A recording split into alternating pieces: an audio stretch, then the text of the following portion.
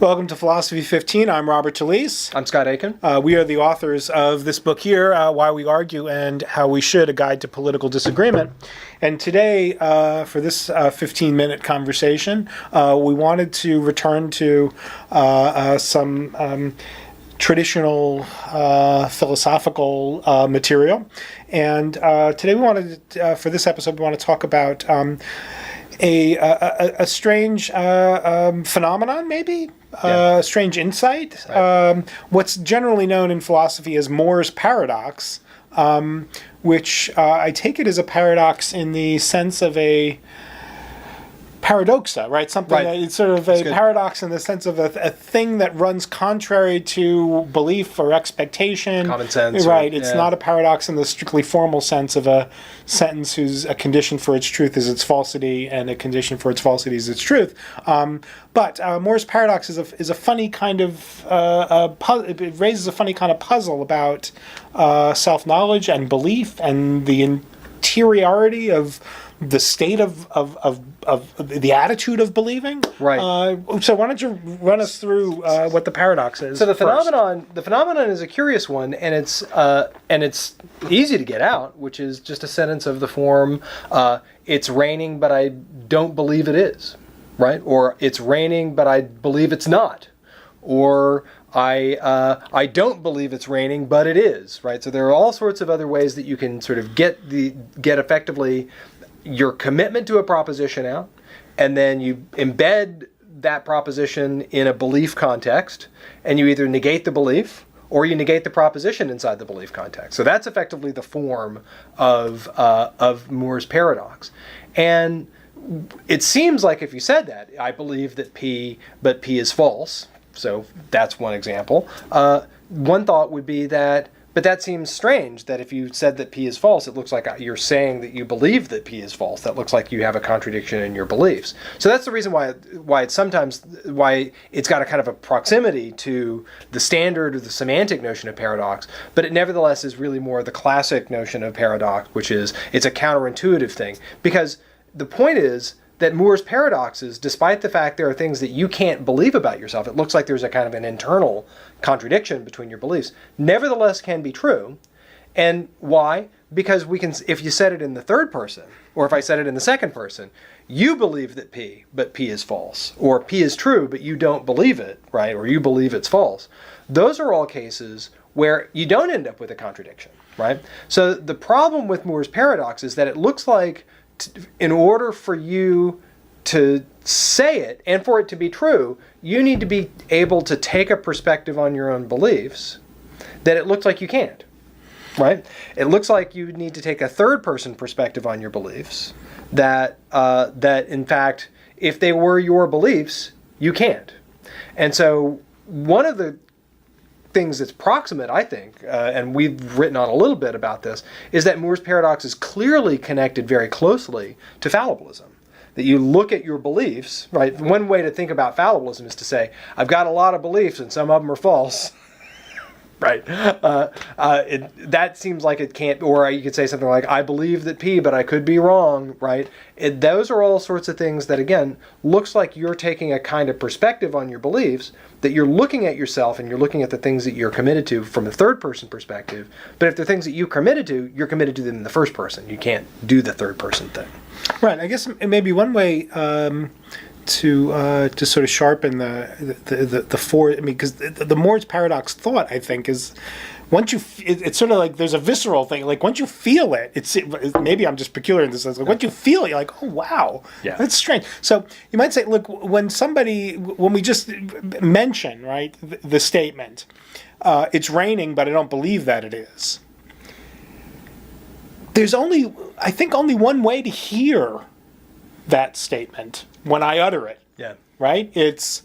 He's surprised that it's raining. Right. You just changed your mind, didn't you? Yeah, right. Between the and, right, whenever you said the and or the but, you changed your mind. It's like saying, I can't believe it, it's raining, right? Or like, who would know? I can't believe it's not butter. Yeah, that's right. So the idea that you have to hear statements of the paradox as context in a particular way, Right. as long-winded ways perhaps of saying wow, you know what I mean, Right, or as expressions or reportages of one's surprise that it's raining, is an interesting feature of this, that when somebody utters a statement that instantiates the paradox, I can't hear it as the paradox, right? I have to hear it as a one particular way in which somebody might say, "Who'da thunk it? It's raining outside," Right? Or "Crap, it's raining," right? Or I wouldn't, you won't believe it, but look.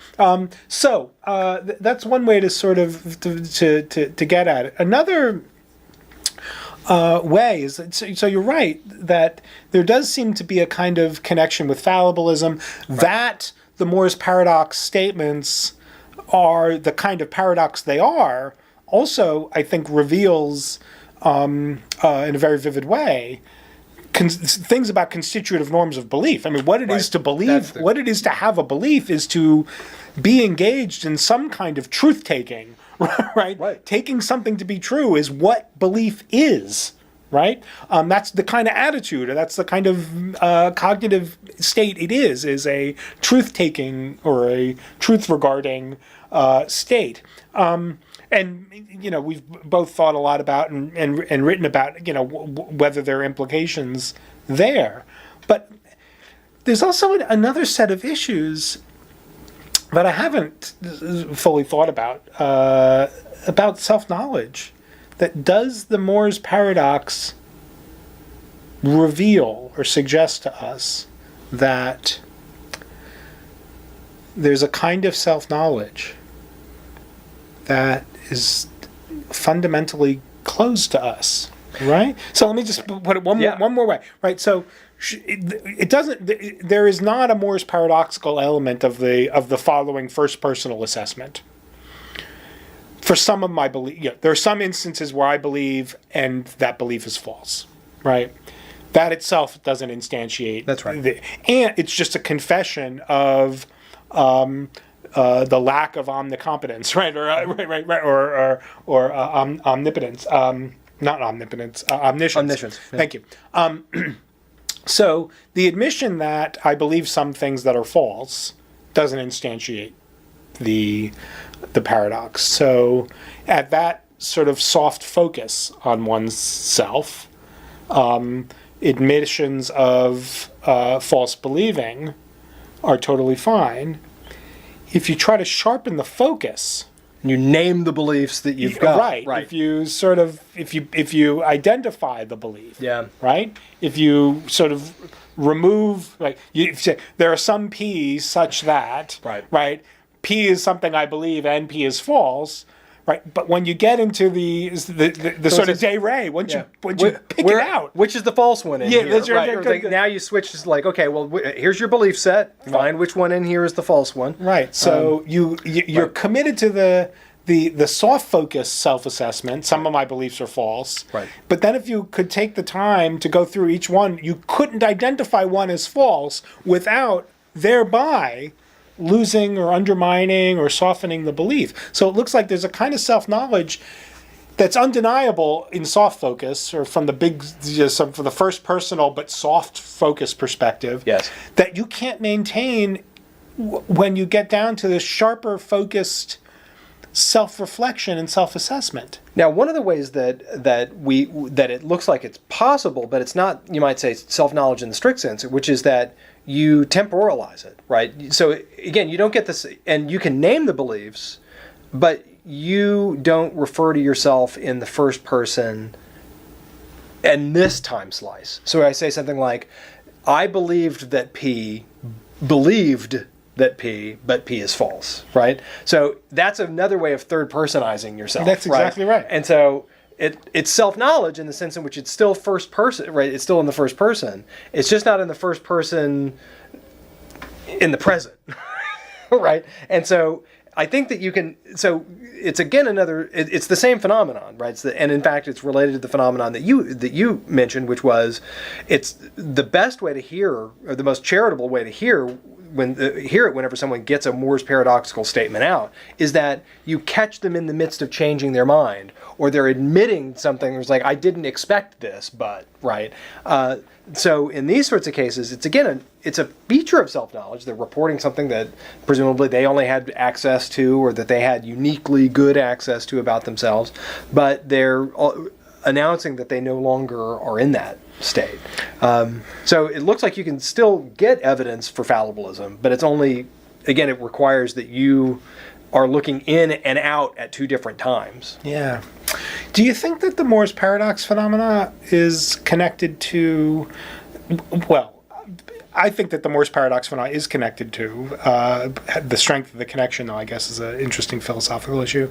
The Moore's paradox phenomena connected to more general phenomena of statements that can be true, but nonetheless cannot be believed. Right. Right? So, think about the sort of Jonathan Adler kinds of cases, right? Believing at will kinds of cases, right? Believe right now that the number of stars in the galaxy is even. Right. Or odd, right. So one of them is true. Right. So we know that one of them is true. So it looks as if let's stipulate, right, that the number of stars in the galaxy is even, right? So when I say, Scott, believe that the number of stars in the galaxy is even, I'm sort of asking you to believe a proposition that is true, right? But you can't form the belief, right? Right. It doesn't look like that's up to me, right? In some ways, it's up to me in some way, in some indirect way, but it's not up to me in some sort of voluntarist way in which I could say it, right? Saying it and believing it, like it looks like I can say the number of stars in the galaxy is even. That's up to me directly, but it doesn't look like I'd be able to induce the belief directly in that fashion. So do you think it struck me that is the deciding to believe stuff, yes, and the Moore's paradox stuff are sort of like two avenues by which one can reveal something about constitutive, and the constitutive norm, which is a sort of a truth-seeking, truth-oriented norm, right? Which is that one of the ways that you can control your beliefs is making sure that you have evidence, right? So you might say managing your evidence, and so that you think that the evidence is taking you to a truth, and that's a way, right? So if you want to have a belief about something, you just can't force yourself to have the belief. What you can do is pay attention to the evidence, and then next thing you know, you have beliefs. Right. And that becomes again because in the same way, and so there's a sort of a much weaker relation. And again, this is the Jonathan Adler kind of an insight, and one that we've built a lot around, which is it's still harder. It's not quite on the same level of a kind of a contradiction in thought, as Moore puts it, to say things like, "Well, I believe that P." But there's just absolutely no evidence for it. I believed that P, but I just believed it at random. It could have been just as likely that not P, right? Or further still, sort of down the spectrum of so if you think of the Moore's paradox statement as the kind of epistemic slipping on a banana peel, you lose the belief once you have the thought, once you assess it in Moore's paradox style. You say, well, what about beliefs like, well, I believe that P, but all of my evidence has been manufactured to produce that belief. To produce that belief, or all of the evidence has been vetted by somebody in whose great interest it is in having me. He's greatly interested in having me form this belief. Right. And so notice that those statements in the but cases can get wider and wider, where it's like it's not just me and a relationship between me and my evidence. Now it can be between me, my evidence, and the way that the evidence has been managed, the way that the evidence has been manipulated, the way that a political situation has been manipulated. So you can say, I believe that P, but if I had any inclination to believe that not P, I would be strung up or something like that. Those are cases which, again, look pretty banana peelish again. Right. Not exactly contradiction in thought, but in order to assess one's belief that P as the product of cooked evidence that's been deliberately manipulated, evidence that might be good and not manipulated, but nonetheless you've acquired under social and political conditions where countervailing evidence or forming the counter belief is punished, right? Good. Then it looks as if the belief starts looking distorted or something worth diagnosing or a dysfunctional item in your cognitive economy. And it looks and your assents start looking like they're ones that you were nevertheless in control of, but were no longer assenting to because you believed it. Right, and their status as appropriate premises in further inference making looks jeopardized. That's right. So they can't play the role in your overall epistemic economy that a belief ought to. Right. Well, all right. Philosophy 15, folks. Thank you.